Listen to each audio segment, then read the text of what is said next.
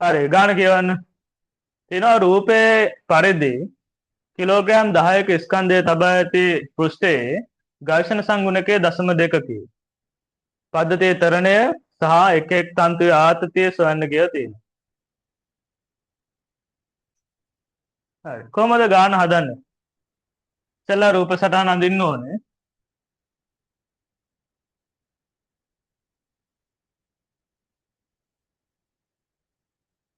ඔය විදිහට. එතකොට මෙතන ස්කන්ධයක් එල්ලලා තියෙනවා. සහ මෙතනත් ස්කන්ධයක් එල්ලලා තියෙනවා. පැහැදිලිද?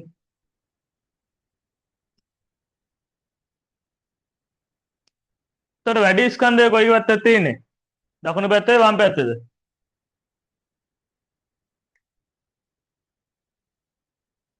මෙතන කිලෝග්‍රෑම් 9යි නේ. කිලෝග්‍රෑම් 9යි මෙතන කිලෝග්‍රෑම් 6යි නේ. එතකොට මෙතෙන්දී බර කොච්චරද? නිව්ටන් 90යි. මෙතන බර කොච්චරද? නිව්ටන් 60යි. පැහැදිලිද? මෙතන නිව්ටන් 90යි. මෙතන නිව්ටන් 60යි. එතකොට මේවා ආතතිය එකිනෙකට මොකද වෙන්න ඕනේ? මෙතෙන්දී ආතතිය එකිනෙකට වෙනස් වෙන්න ඕනේ. මොකද මෙතනින් ඇදෙන බලය වැඩි, මෙතනින් ඇදෙන බලය අඩුයි. ඒක නිසා මොකද වෙන්නේ? මේ පද්ධතිය මෙහෙට තරණය වෙනවා. එහෙනම් මෙහෙට තරණය වෙන්න නම් මේවා ආතතිය එකිනෙකට වෙනස් වෙන්න ඕනේ. මම මේක T1 කියන්නම්. මේක T2 කියන්නම්. හැබැයි මෙතන මේ සුමට කප්පයක් තියෙන නිසා මොකද වෙන්නේ? මෙතන ආතති සමානයි. මෙතන ආතති සමානයි. ඊට පස්සේ මෙතන මොකද වෙන්නේ? මෙතනත් ආතති සමානයි සුමට කප්පයක් තියෙන නිසා. එහෙනම් මෙහෙට තරණය A, මෙහෙට තරණය A, මෙහෙට තරණය A. දැන් මේ කිලෝග්‍රෑම් 9 සලකලා මට පල්ලෙහාට F සමානයි මේ දාන්න පුළුවන්. මෙතන කිලෝග්‍රෑම් 10 සලකලා මෙහෙට F සමානයි මේ දාන්න පුළුවන්. ඊට පස්සේ මේ කිලෝග්‍රෑම් 6 සලකලා උඩට F සමානයි මේ දාන්න පුළුවන්. එතකොට සමීකරණ තුනක් වෙනවා. ඒ තුන විසඳලා ඉවරලා අපිට තරණය හොයන්න පුළුවන්. දැන් කොහොමද හදන්නේ? මම ගන්නවා 9 කිලෝග්‍රෑම් මෙහෙට F සමානයි ma යෙදීමෙන්. එහෙනම් කිලෝග්‍රෑම් 9 sorry මෙතන පල්ලෙහාට නේ. පහළට F සමානයි ma යෙදීමෙන්. එහෙනම් පහළට තියෙන බලය මොකද්ද? නිව්ටන් 90යි විරුද්ධව තියෙනවා T1. එහෙනම් 90 ඍණ T1 සමානයි 9යි a මේක පළවෙනි සමීකරණය. පැහැදිලිද?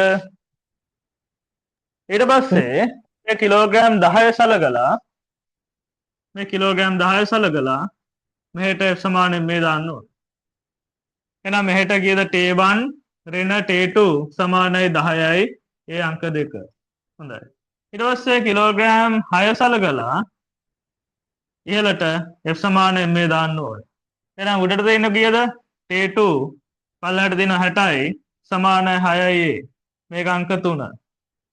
එහෙනම් මේ තුන එකිනෙකට එකතු කළාම අපිට පේනවා T1 කැපිලා යනවා T2 කැපිලා යනවා.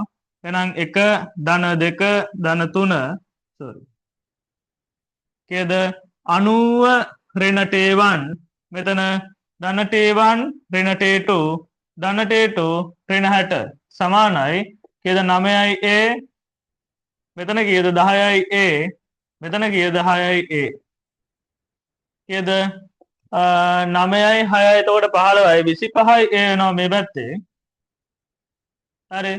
ඊට පස්සේ මෙතන කීයද T2 කැපිලා යනවා T1 කැපිලා යනවා 90න් 60ක් අඩු කළාම 30යි.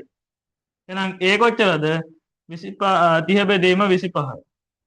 මෙතනින් අපිට ඒ හොයාගන්න පුළුවන් 5 5ක් 6යි කීයද 6 බෙදීම 5යි. ඒ කියන්නේ 12 බෙදීම 10යි. කීයද 1.2යි ms ඍණ 2යි. මම හිතනවා පැහැදිලි කියලා.